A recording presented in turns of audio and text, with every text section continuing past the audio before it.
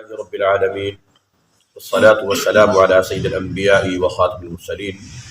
وعلى آله وصحبه أجمعين ومن تبعهم بإحسان إلى يوم الدين وبعد. فأعوذ بالله السميع العليم من الشيطان الرجيم من همزه ونفخه ونفثه. بسم الله الرحمن الرحيم. أحل الله البيع وحرم الربا. وقال النبي صلى الله عليه وسلم لعن الله آكل الربا وموكله وكاتبه وشاهده وفي رواية وشاهديه. وہ اعمال اور وہ امور، وہ کام، وہ معاملات جن کے اوپر دین میں، شریعت میں اللہ اور اس کے رسول صلی اللہ تعالی علیہ وآلہ وسلم کی لعنت کا ذکر کیا گیا ہے،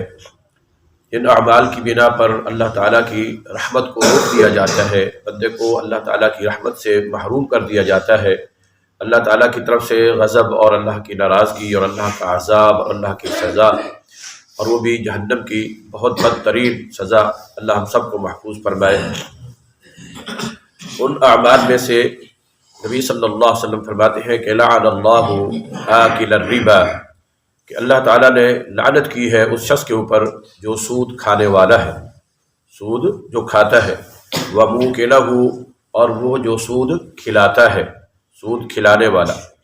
وَكَاتِبَهُ، اور لین دین کے معاملات میں جو یہ سودی ہوتے ہیں ان کو جو لکھنے والا ہے اس کے اوپر بھی اللہ تعالیٰ کی لعنت ہے، اور وَشَاهِدَيْهِ،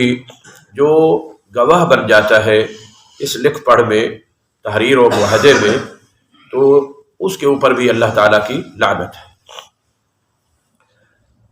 اسلام میں تجارت حلال ہے، خرید اور فروخت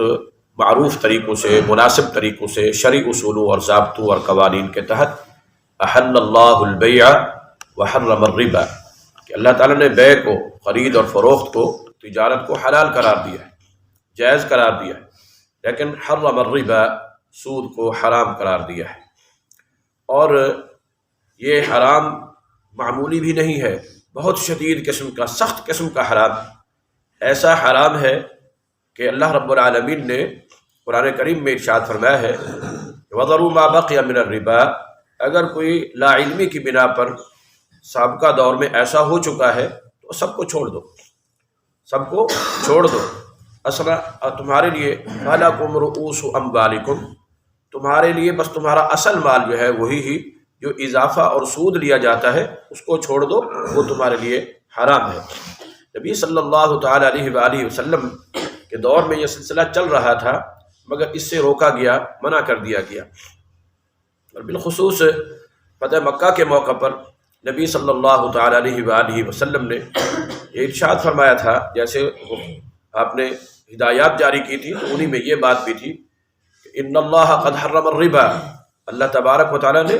سود کو حرام کر دیا ہے۔ اور یہی آیت جب نازل ہو چکی تھی کہ چھوڑ دو ایک دوسرے کو، تو نبی صلی اللہ تعالی وسلم نے ارشاد فرمایا تھا صحابہ کو بھی، اپنے ساتھیوں کو بھی، کہ اس کو چھوڑ دو جو پہلے سے لین دین چل رہا تھا، اور اس کی عملی تفسیر اور عمل اس کے اوپر کرتے ہوئے پریکٹیکل نبی صلی اللہ علیہ وسلم نے فرمایا کہ میرے چچا عباس کا کسی کے اوپر سود ہے تو میں اس کو ختم کر رہا ہوں، جو اصل زر ہے وہی واپس کیا جائے گا۔ اور ایسا شدید قسم کا یہ گناہ ہے کہ قرآن میں اللہ نے فرمایا اگر تم باز نہیں آتے ہو، نہیں رکتے ہو، اب حرام ہو چکا ہے تو فَأْذَنُوا بِحَرْبٍ مِّنَ اللَّهِ وَرَسُولِهِ، پھر تم تیار ہو جاؤ کہ تمہارے ساتھ اعلان جنگ ہے اللہ کی طرف سے اور رسول کی طرف سے، یا تمہاری طرف سے، یہ اگر پھر تم جاری رکھتے ہو تو یہ تمہاری طرف سے اعلان جنگ ہے اللہ کے ساتھ اور اس کے رسول کے ساتھ۔ اور ایسا بدبخت جو اللہ کے ساتھ جنگ کرنے پہ آمادہ ہو، جو رسول اللہ صلی اللہ علیہ وسلم کے ساتھ جنگ کرنے پہ آمادہ ہو، وہ بھلا کسی صورت میں کامیاب ہو سکتا ہے؟ نہیں۔ اللہ اکبر، یہ تو یمحق الربا، یہ تو ایک ایسی لعنت ہے جس کی وجہ سے انسان کا اپنا جو اصل زر ہے وہ بھی مٹ جاتا ہے، وہ بھی ختم ہو جاتا ہے، اس میں بھی بے برکتی پیدا ہو جاتی ہے، انسان کے پاس ہوتے ہوئے بھی کچھ بھی پورا نہیں ہوتا ہے۔ اللہ، اور دیکھیے کہ ایسا جرم ہے جس کی بنا پر کئی اور لوگوں کے اوپر بھی ساتھ لعنت ہو رہی ہے جو کسی بھی انداز میں ساتھ ملوث ہے۔ آکل الربا، سود کھانے والے، پیسہ دے دیا یا جو مختلف صورتیں سود کی شریعت میں بیان کی ہیں، تو ان صورتوں کو اختیار کرنے والا اس کے نتیجے میں جو اس کو سمجھتا ہے کہ میری روزی لگی ہوئی ہے، مجھے جو کچھ حاصل ہو رہا ہے، تو یہ جو کسی بھی صورت میں آکل الربا، سود کھانے والا یعنی سود لینے والا، موکلہ، سود کھلانے والا یعنی دینے والا، جو اسی مقصد کے لیے لوگوں سے رقم لیتا ہے، لوگوں کی کچھ اشیاء لیتا ہے اور پھر ان کے اوپر سود ادا کرتا ہے، کہ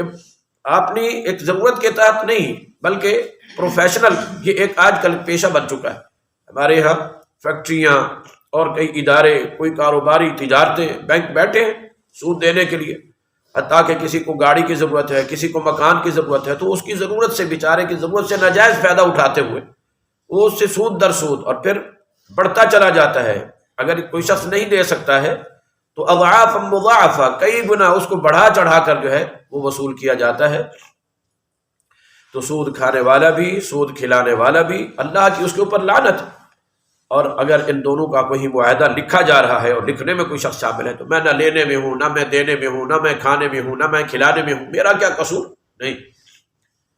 قرآن کریم میں اللہ رب العالمین نے ایک اصول اور ضابطہ بیان فرمایا ہے کہ تعاونوا علی البر والتقوی، نیکی کے کاموں میں، بھلائی کے کاموں میں، اچھائی کے کاموں میں ایک دوسرے کے ساتھ تعاون کیا کرو، ایک دوسرے کی ہیلپ کیا کرو، ایک دوسرے کا ساتھ دیا کرو۔ ولا تعاونوا علی الاثم والعدوان، کسی بھی گناہ کے کام میں، نافرمانی کے کام میں، برائی اور بے حیائی کے کام میں، گناہ کے کام میں، معصیت کے کام میں تعاون نہیں کرنا۔ اور یہ گناہ بھی اتنا کوئی معمولی نہیں۔ اللہ اکبر۔ نبی صلی اللہ علیہ وسلم ارشاد فرماتے ہیں کہ ان للربا 70 جزءا، کہ سود کے 70 کے قریب درجے ہیں، 70 کے قریب طبقے ہیں، اور ان میں سے ایسرھا، جو سب سے آسان ترین ہے، اقلھا ایک روایت میں سب سے ہلکا ترین بھی، تھوڑا لو اور بالکل لوسٹ ہلکا ترین جو ہے وہ بھی اس کا اتنا گناہ ہے کہ ان یزنی الرجل امہ، کہ کوئی انسان اپنی ماں کے ساتھ زنا کرے، اپنی ماں کے ساتھ، اللہ اکبر، سگی ماں کے ساتھ۔ زنا ویسے حرام اور وہ بھی واجب لعنت، اس کی جزا اور سزا دنیا میں بھی ہے اور آخرت میں بھی ہے، لیکن اپنی ماں کے ساتھ جو بالکل ہی ایک عزت والا رشتہ ہے، تقدس والا رشتہ ہے، احترام والا رشتہ ہے، حرمت والا رشتہ ہے، اللہ اکبر، جو یہ حرام رشتے ہیں ان میں سے، تو رسول اللہ صلی اللہ علیہ وسلم کے ایک صحابی ہیں ابو بردہ بن نیار، نبی صلی اللہ علیہ وسلم نے ان کو اپنا جھنڈا دے کر بھیجا تھا ایک شخص کے پاس کہ جاؤ اس کو جا کر قتل کر دو۔ اس نے اپنے باپ کی منکوحہ کے ساتھ، باپ نے صرف نکاح کیا تھا، شادی نہیں کی تھی، باپ فوت ہو گیا، اب اس عورت کے ساتھ وہ شادی کرنا چاہتا تھا، شادی کر لی تھی، تو نبی صلی اللہ علیہ وسلم نے فرمایا کہ جاؤ جا کر اس کو قتل کر دو۔ سنن ابو داؤد میں یہ روایت۔ اللہ اکبر۔ اپنی ماں کے ساتھ برائی اور بدکاری کا تو کوئی صاحب فطرت سلیمہ اگر ہو تو تصور ہی نہیں کر سکتا،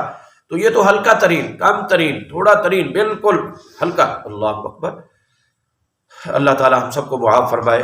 اور جیسے اللہ نے فرمایا وَذَرُوا مَا بَقِيَ مِنَ الرِّبَا، لا علمی میں کچھ ہو چکا، اللہ ہم سب کو اپنی اصلاح کرنے کی توفیق عطا فرمائے۔ تو سود کھانے والا، سود کھلانے والا، وَكَاتِبَهُ، جس نے معاہدہ لکھا، وہ بھی ایک انداز میں ان کے ساتھ شامل ہو گیا، شریک ہو گیا، معاون بن گیا اس کام میں۔ اور وَكَاتِبَهُ کے ساتھ ساتھ فرمایا وَشَاهِدَيْهِ، کہ جو شاہد بن جائے، گواہ بن جائے، جو اس معاہدے کے لکھنے لکھانے میں، چلو بھی لین دین میں۔